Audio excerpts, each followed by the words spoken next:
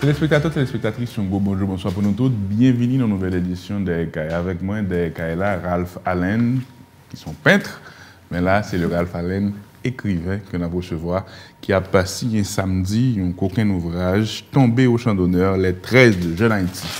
Bon, on a dit que c'est un livre que moi peine des portraits de 13 nègres avec des mots au lieu que je peigne avec. C'est le peintre, toujours. Oui, c'est une fresque et côté que moi dressé portrait nègres à partir de témoignages que moi joins d'eux. Ok. Donc, moi essayé de mettre mon retrait comme moi partie prenante de bagaille là, moi des familles me la donne. Donc, moi accordé préséance là à des autres monde. Et moi fais montage. Ok, donc c'est un travail de recherche. De recherche, et moi fais un collage de témoignages et de faits tels que produits. Avec vous, Ralph Allen, nous pourrons rentrer dans l'ouvrage, pas de possibilité de l'île, mais traverser l'île. Des questions très simples pour nous comprendre qui ça, monsieur Oté, le 13 de Jeune Haïti, et qui ça que tes parcours, pour qui ça est engagé en politique, pour qui ça a pris les armes, débarquement, combat, capture et leur exécution, les VEP et jérémiennes. Et le récit de Prosper Avril qui a raconté et qui a rendu un hommage aux jeunes de 13 Haïti, il estime que bravoure et courageux t'es mérité ça. Avec où on a regardé ce choix de dire que ce sont des gens tombés, j'en dis là, au champ d'honneur, ce pas des hauts, des tristes victimes du régime du Valais qui campaient, qui assument les convictions et qui bataillent. Et nous avons gardé avec tout, je ne sais pas si c'est son prisme, mais si c'est des grilles objectives, vous avez gardé l'événement, la question de couleur, et me tenter tout par rapport à la droite qui reprend force ici, et de garder l'argumentaire de certains mondes que vous qualifiez de révisionnistes par rapport à ce qu'a été la dictature des Duvalier. Mais d'abord, Ralph, merci pour le travail là. Et présentez-nous, plus de 50 ans après l'événement Sayo, les 13 de Jeune Haïti. Voilà. Et Jeune Haïti est commencé à partir d'une fusion qui fait entre un groupe qui était relais, le Groupement Révolutionnaire Progressiste Haïtien, le GPRH, et les forces haïtiennes de l'intérieur qui venaient, où elles étaient prêtres séminaires aller, les Père Gérard Bicente viennent parti et ils viennent activistes, et deux groupements ça ont fusionné et ils viennent faire Jeune Haïti avec eux. Mais dans une section militaire dans Jeune Haïti, côté que nous avons subi un entraînement, il y a des aides internationales, il y a des professionnels qui sont entraînés au rapport des armes. On a dit que c'est sous la présidence de Kennedy et que le Kennedy tombe et mourit, ils ont coupé l'aide d'eux et ils ont décidé de continuer pour continuer. Parce qu'avant le 22 novembre 1963, avant l'assassinat de Kennedy à Dallas, Kennedy et François Duvalier, ce n'était pas le Grand Amont. Ce n'était pas le Grand Amont. Et il se trouve que Jacques Wadestran était à Harvard avec Ted Kennedy. Donc, monsieur m'a dit Ted Kennedy introduit à John Kennedy président. Et la sœur de Jacques Wadestran affirme même que il était une lettre que Ted Kennedy a écrit John. Il était une lettre ça quand il a introduit Jacques Wadestran. Et Jacques a écrit une lettre à Kennedy que nous faisons une traduction des extraits là-dedans parce que c'est une très longue lettre. Dans le livre, il y a la lettre de Jacques Wadestran à Kennedy quand il a demandé l'aider. Et il semble qu'il a été financé au bureau à New York en 1963 jusqu'à... Parcours et formation militaire. Bon, certains d'entre eux avaient une formation militaire. Jacques Wadestran lui-même était économiste. D'abord, il était médecin, il avait étudié la médecine à Harvard. Après ça, il quitté et après undergraduate, il a fait politique internationale et Chateaubriand, était plutôt intellectuel tout, et il y a des nègres qui étaient des ouvriers manuels, il y a des qui étaient soudeurs par exemple.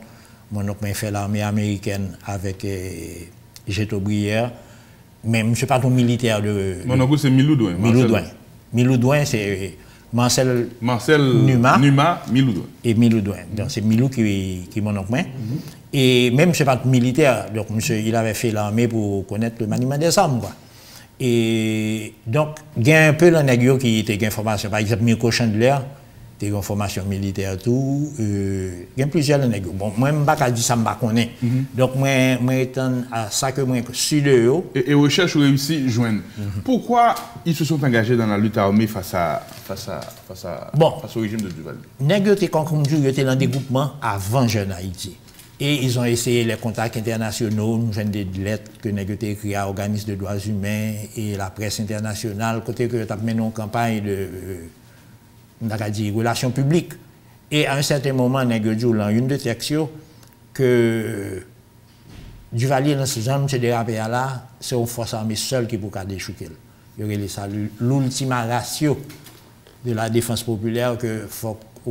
Et puis le tout, ça que l'on peuple l'on dictateur quimbé par les armes contre la volonté du peuple, le peuple a le droit d'armer la force à son droit pour renverser le dictateur. Donc c'est des débats qui peut être controversés, il y a des gens qui sont d'accord, il n'y a pas d'accord. Mais je pense que c'est un dernier ressort nègre choisi pour les armes. Mais quand on se remet dans le contexte de l'époque et dans toute région, et il y avait des prises d'armes pour lutter contre des gouvernements qui estimaient que c'était dictatorial ou bien pour renversement tout simplement des dictatures. Oui. Et par exemple, Milou avec Géto Brière et Yoté Cuba, avant Castro prend pouvoir, il y avait des exilés haïtiens qui Cuba qui avaient entraîné. Le Castro vient monter, il joint Nègre Cuba et Nègre peu de temps après, Nègre rendu compte que révolution cubaine a des priorités pâles, que le pas de BDO, manger avec munitions a commencé à faire de plus en plus rare parce que y a d'autres priorités. Et même un point assez, comme on a dit, pointu, ça dit, il ne faut pas que notre révolution finisse comme à Cuba dans le sang des fusillés.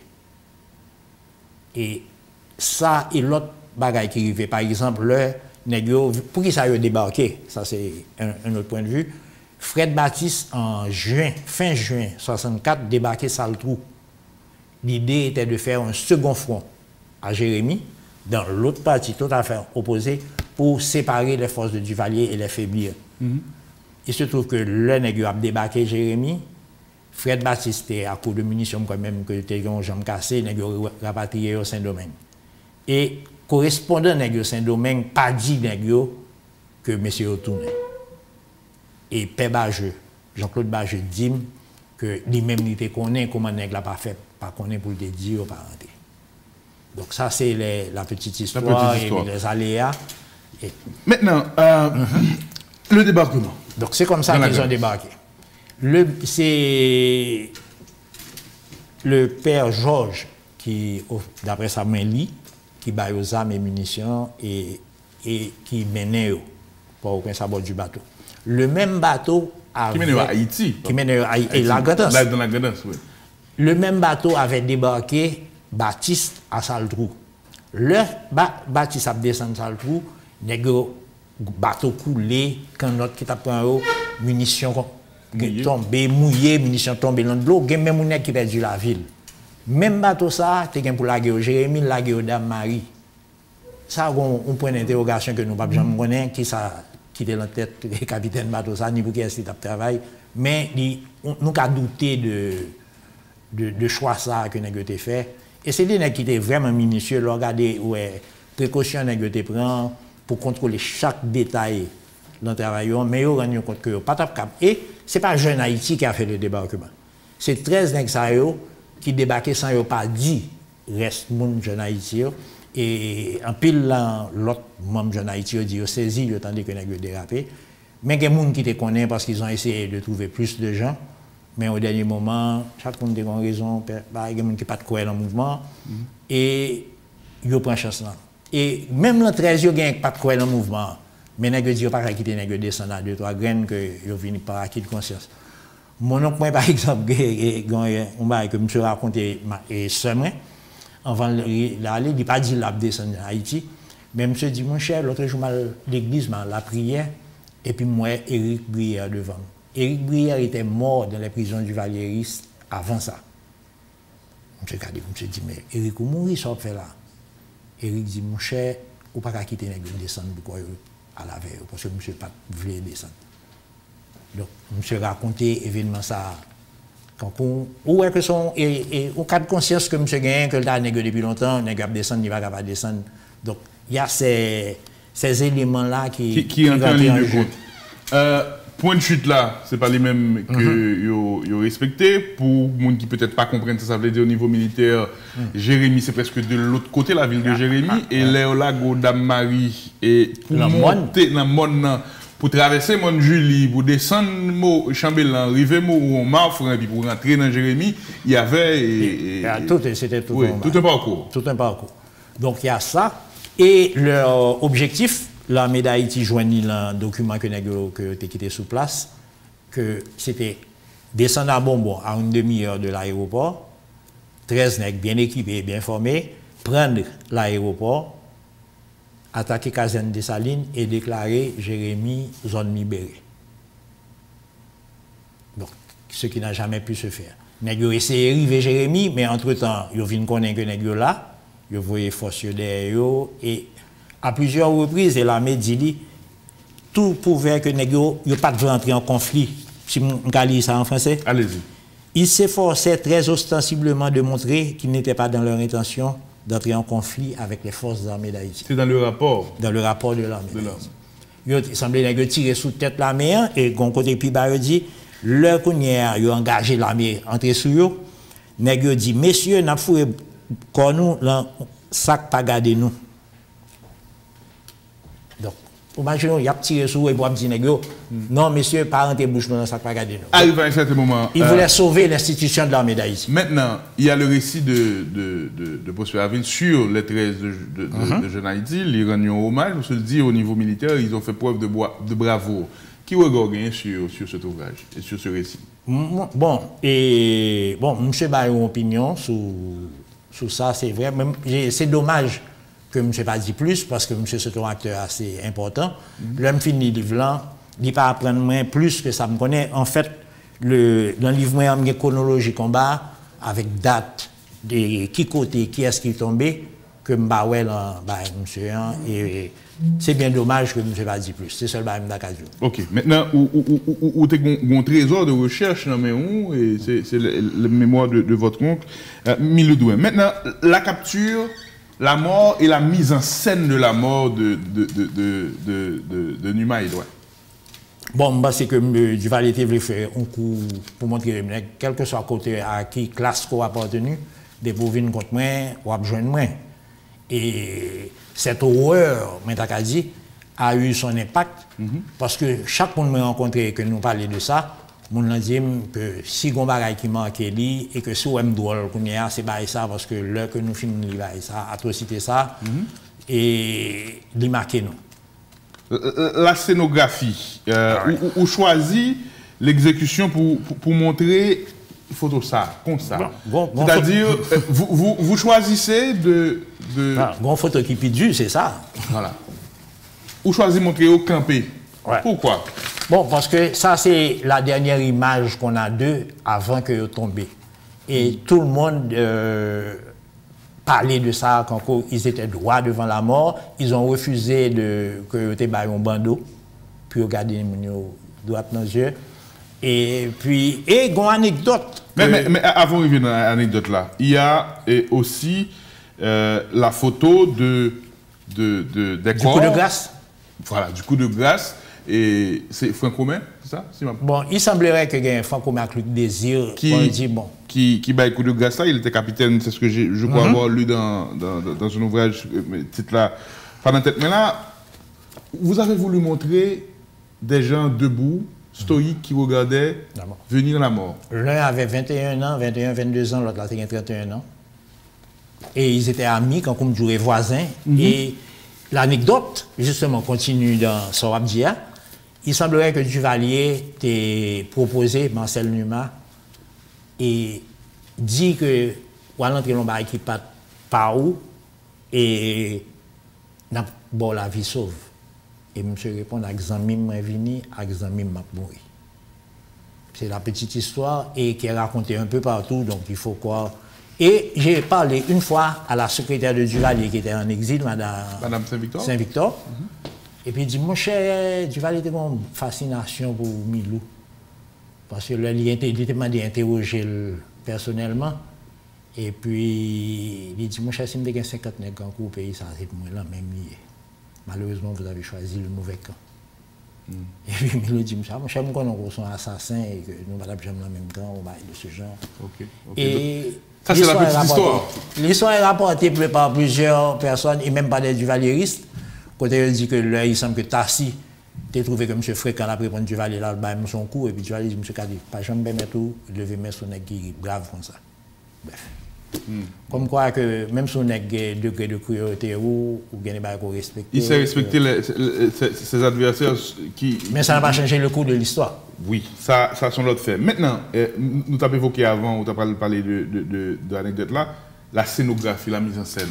C'est un peloton d'exécution, c'est des fusillés qui étaient stoïques face à la mort. Et qui contrastait avec l'image des pauvres victimes de la répression de Duvalier. Pourquoi ce regard-là? Pour montrer que c'est des gens qui prennent les armes et qui assument les conséquences. Bon, ça c'est deux volets qui sont contradictoires, ils sont complémentaires. Parce que face à ces messieurs, ces guerriers qui mourent dans le pied de travail, il y a eu des victimes innocentes. Oui, en parallèle. Nous allons retourner sur les veuves jérémiennes, parce que donc, partie n'a pas abordé. Scénographie, ça, c'était comme je c'est pour me te montrer que, bon, je mettre pays à me faire ça m'bito. Et il demandait que l'école voyait des enfants à regarder. Traumatisant. Bon, et comme je il y a un peu de monde qui est traumatisé par là. Et moi-même, je voulais aller pour me faire un contact visuel avec mon oncle. Pour me dire, monsieur, nous là, toujours. Au moins que ce n'est pas nous tous qui mourons. Papa me dit, j'avais 12 ans, il n'y a pas une personne qui parlait. Et puis, ça a été tout. Donc finalement, le livre. Mais là, le projet où dit neveu de Milodouin, j'ai hérité des archives du combattant. La lecture de ces textes m'a fasciné, m'a incité à fouiller cette page d'histoire. Cet ouvrage est le fruit de ses recherches. Est-ce que quelque part, Ralph Allen, cet ouvrage, c'est une façon d'affronter vos. Je ne dirais pas démons, mais vos propres blessures par rapport à la disparition de ce membre de votre famille? Moi, je pense que j'ai parti là-dedans qui ça. Mais l'histoire est plus compliquée. Je vais sur ça privé. Le parti, malheureusement, maman qui était déjà parti en exil avant moi, exil volontaire, que le qu'on est arrivé et puis il dit et que Milou qui était 2-3 là et moi boulé certaines archives. Monsieur, pour qui ça fait ça? Il dit parce que c'était des bails sensibles. Que il y a des bails qui étaient parlé de l'autre monde, des gens qui ont des doutes sur des gens qui étaient là, etc. Mauvais sur le moment, j'ai 18 ans, avec la flamme de ma jeunesse. Et que il dit, regarde, les petits gens, on n'a pas aucune politique pour le faire. Je perdu toute famille déjà. 4 petits gens qui ont gagné, je perdu. Donc c'est ça que fait que je n'ai jamais fait politique. Jusqu'à ce moment où je mourir, je n'ai jamais fait la politique. Parce que justement, il me fait accord ça avec mes gars. Donc, je me dis, je ne vais pas rester là. Parce que c'est comme je l'ai dit, on retire viande et pour quitter Zoa. Et il y a 5 ans, ça, lorsque Devoir de mémoire vient joindre moi, je devais commémorer justement les veuves jérémiennes, je te demandé si je devais participer. Je me dis, même il y a des documents. Je dis, comment il y a des documents? Je me dis, oui, mais je me dis, voilà pourquoi. Et puis je dis, voilà, on voulait présenter les 13. Donc j'ai fait une présentation à Jérémy, des 13 de Jeune Haïti. Qui était-il? Que voulait-il? Donc c'est à ce moment-là que j'ai lu les textes. Et puis l'homme m'a appelé, il m'a dit, mais... Il me dit, mais non seulement que c'est pas ça, il dit, je t'ai présenté un coup 13, si un cervelé, qui n'a pas gagné la tête, il même qui t'a dit que Milodouin et son sous-doué, qui se croyait sorti des cuisses de Jupiter, n'ayant pas assez de lumière pour devenir un révolutionnaire. Un révolutionnaire qui, dans les salons ontariens, a craché son nègre qui mourit, les armes à la même, de trouver que ça c'était affreux. Et l'homme, j'ai un dossier, on me dit, monsieur, que je des dossiers, monsieur dit, mais que vous me montrez un dossier pour me dire autrement. Je fais photo, tout plein de dossiers, je vous lire l'argent de moi. Donc, je m'écris là pour lire un peu aussi.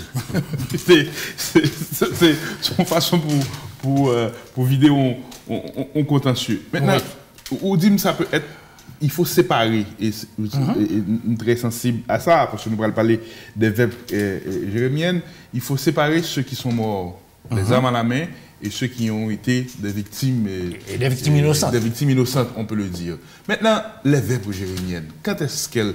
Qui est arrivé? Est-ce que c'est après capture, après... Et après... Mon cher, nèg yo débarqué dans la nuit du 5 au 6 août.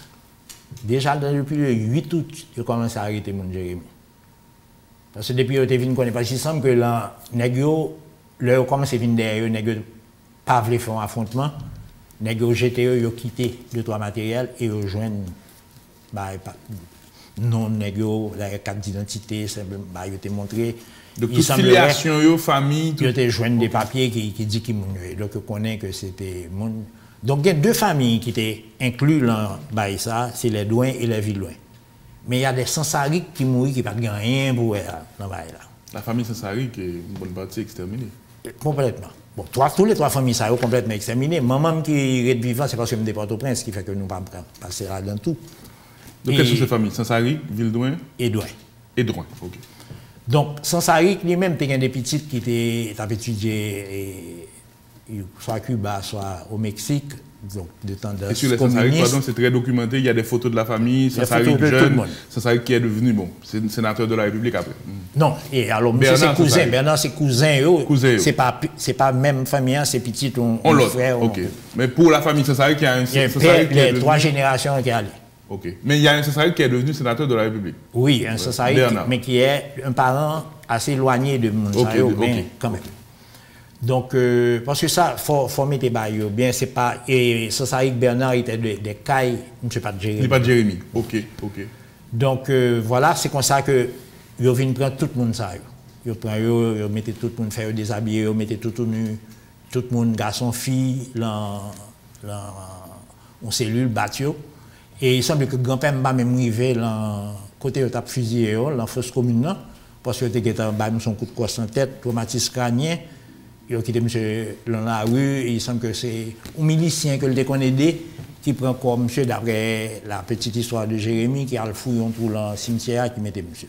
Les chiffres, est-ce que 27 personnes 27. Connues. Mais et il semblerait que il y a des gens dans la zone là, le temps de tirer la mi-temps la nuit qui levait à regarder ça gain. Il y a des gens qui disent qu'il allait ou pas tourner. Donc il se peut qu'il y ait plus de personnes. Qui était en poste dans la garnison militaire à l'époque? Le commandant de Jérémy, c'était Abel Jérôme, qui est toujours vivant, mais qui a faibli, qui est comme ça, mais qui s'est toujours démarqué, il dit lui-même c'est l'autre gueule de recevoir, qui n'a pas la responsabilité, les autres seraient venus du palais national.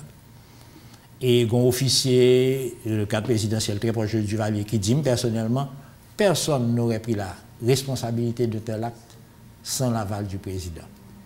Duvalier contrôlait tout le pays, contrairement à ceux qui l'ont suivi au pouvoir après 1986. Donc, on acte de cette dimension-là, pas qu'à perpétrer sans le OK au plus haut niveau. L'ordre au plus haut niveau. Et ils disent ceux qui ont contrevenu à ces choses, à ces directives de Duvalier l'ont payé très cher. Maintenant, il est rapporté que une tentative de compréhension de ce qui s'est passé en se basant sur des discriminations qui basées sur l'origine sociale, les rapports sociaux et couleurs. Jérémy, pas de vrai, mon noir était désagréable. Et gagner des gens qui allaient jusqu'à dire que c'était dans une certaine indifférence que certaines familles, des familles peau rouge, étaient exterminées.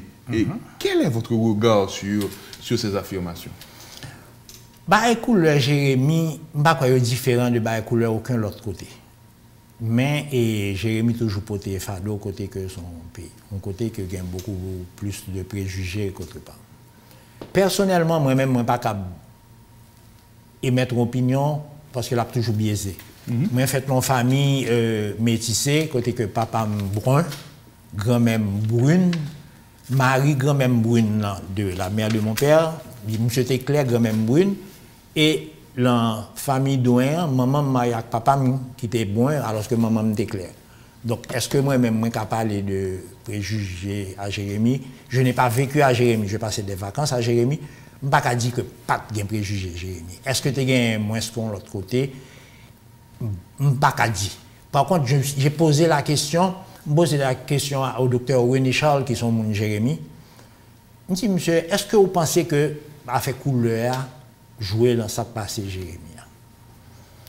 Monsieur réfléchit, monsieur dit, c'était pas une affaire de couleur, c'était une affaire de valeur qu'il y avait à Jérémie. Et que quel que soit mon nom, qu'on clair, qu'on pas clair, si vous faites des bagailles qui sont immorales ou au banc de la société, et ils font-ils lumière dans la tête, mais le monsieur dit ça. Et il y a encore autre chose. Mon témoignage qui parlait de ça dans le livre. Donc, c'est une société qui était très conservatrice, puritaine même, à la limite. Mais, il y a un bagage qui était changé, qui a changé, Jérémie, nouvelle génération, yo, pas de gain exclusivisme, ça, l'ambiance, classe moyenne à bourgeoisie, tu as commencé à rencontrer. Et dans le livre encore, il y a un témoignage d'Alexandre Philo, peut-être de Montréal, qui dit, mais si il y a un bagage pour dire de Milou, c'est que monsieur était un progressiste égalitaire.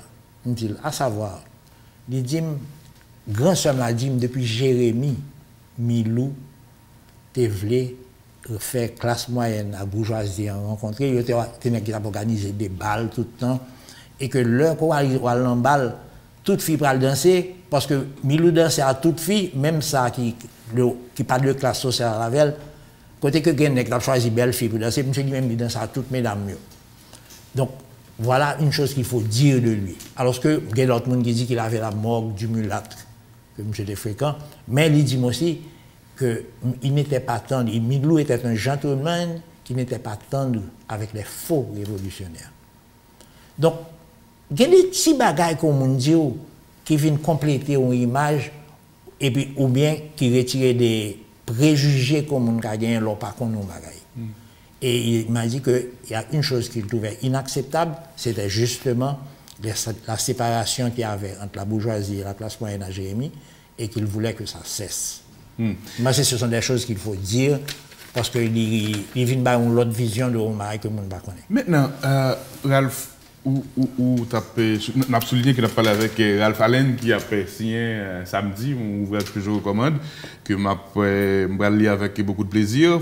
Tomber au champ d'honneur, les 13 jeunes Haïti. C'est avec le lieu et le prix que nous avons fini. Mais avant-dernier point, on vient aborder avec vous, Ralph.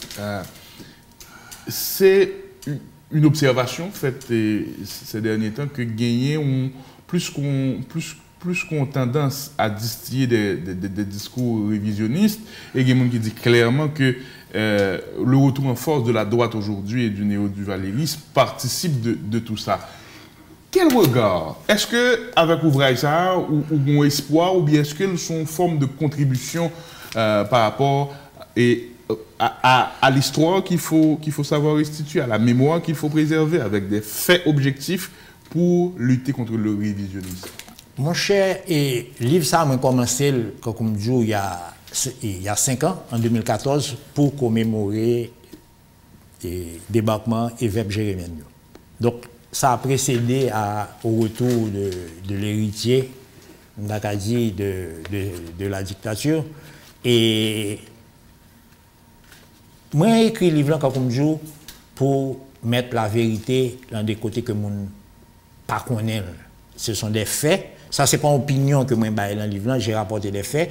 Et je reproche que le livre a manqué un degré d'analyse, mais moi je pense que moi trop proche pour me faire lire. Mais moi donc ça, c'est honnêteté intellectuelle. Ou prenez fait ou que si vous êtes intéressé pour justement faire analyse correctement des mieux en prenant compte des rapports sociaux à Jérémie. Et ce n'est pas le premier massacre d'une classe sociale qui est fait. Il y a à Jérémie d'ailleurs, Salomon a fait une en 1883. Et c'est pas qu'à Jérémie, Salomon, c'est à Jérémie, à Miragouane. Oui, à Jérémie. Et Goneg qui écrit un article sur ça, qui est bon, je ne peux pas du temps là. Mais c'est un mec vigoureux qui écrit un livre, L'année terrible, et à Jérémie.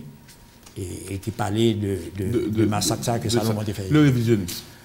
Est-ce que vous ressenti par rapport à lui? Moi, je pense que la connaissance du passé permet de ne pas commettre les mêmes erreurs. Et je dis ça, un peuple qui ne connaissait pas son passé enclin à répéter les mêmes erreurs.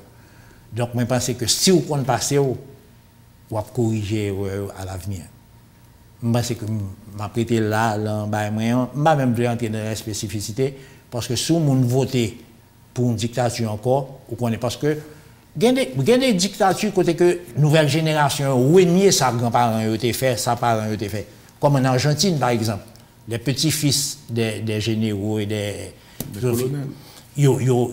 Ouvertement, ils ont désavoué ça parents ont fait. Même beaucoup j'entends un petit bout ici admettre que papa le fait tort. Et c'est pourquoi lorsqu'on me parle de réconciliation, etc., comment avoir une réconciliation sans une reconnaissance des faits? Une reconnaissance des torts, il y a une séquence dans le processus. La reconnaissance des faits et maintenant le pardon et la réconciliation.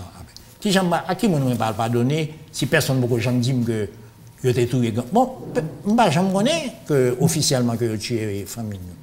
Je disparaît tout simplement. Est-ce que nous connaissons côté que pour nous à rendre hommage, il dit que qu'on fausse commune côté, mais ils n'ont pas jamais déterré pour nous faire hommage. Donc ça en sérieux, il y a une séquence. Donc le révisionnisme, je voulais réécrire l'histoire, moi-même, je suis élément que je connais, moi c'est des textes d'époque, comme je dis, ce n'est pas moi qui écris rien, ce n'est pas des opinions, c'est une partie de la vérité. Quand il y a un autre monde qui a un autre son qui est différent, je vais lui mettre la vie coller à côté de ça. Ça ne va pas être entré en contradiction avec mon texte, mais ça va l'achever. Ça va l'achever. Maintenant, c'est documenté, il y a beaucoup de photos, il y a une reproduction de textes, de regards aussi, de poètes qui t'ont posé des mots sur l'aventure, monsieur. Et dernière question, qui côté? C'est samedi ça. Samedi, bon, même nous avons même affaire sur 2 jours parce que directrice Gallier, Maria Listeya, pensait que nous avons fait sur 2 jours. Il y a des gens qui ne peuvent pas venir samedi. Qui côté? À Festival Art. C'est à la rue Mani et à Pétionville. Et tout le monde connaît le Festival Art. C'est combien l'ouvrage? Et bon, l'ouvrage là est 2275 gouttes, $25. Que nous pensons que bon, son prix qui est raisonnable, mais là, vu la qualité de travail qui est. Étudiant? Et voilà, oui, justement, c'est ça que je au programme de vitesse. Si un étudiant vient dans un prix pour lui, parce que l'idée, ce n'est pas de faire de l'argent à partir de l'histoire. Et moi, je pense que si le livre vendent bien, nous allons distribuer dans des écoles, parce que c'est justement, il faut connaître son histoire pour ne pas répéter les mêmes erreurs. C'est intéressant. Ces recherches et ces travaux sur l'histoire récente, 50 ans, l'aventure des jeunes. De 13 de jeunes Haïti. Ralph, peut-être n'a pas pour me rencontrer dans notre occasion pour nous parler ça. Oui, mais c'est la peinture, c'est la création. Mais là, c'était avec l'autre casquette. En tout cas, merci pour le travail, aux critiques, aux lecteurs. Et c'est eux-mêmes qui obtiennent là. Moi, je pense que nous avons un pays pour nous construire et puis nous mettons un bloc. Voilà, on bloque. Bon, en tout cas, autant de Ralph, et je vais un meilleur mot pour nous conclure. À appréciation, lecture, critique, et pour l'autre, c'est important d'apporter des matériaux à l'histoire. Des matériaux nouveaux. Des matériaux nouveaux, recherche, opinion, analyse, souvent l'autre genre, mais les faits objectifs et la documentation souvent essentielle pour un éclairage d'Acadie intéressant, scientifique et apaisé par rapport à des événements que nous devons comprendre mieux. Et il dit qu'il faut qu'on comprenne l'histoire bien pour ne pas reproduire les mêmes erreurs du passé. Merci pour ce que vous avez suivi l'édition. Nous avons rendez-vous dans l'autre. Kimbela, Palagui.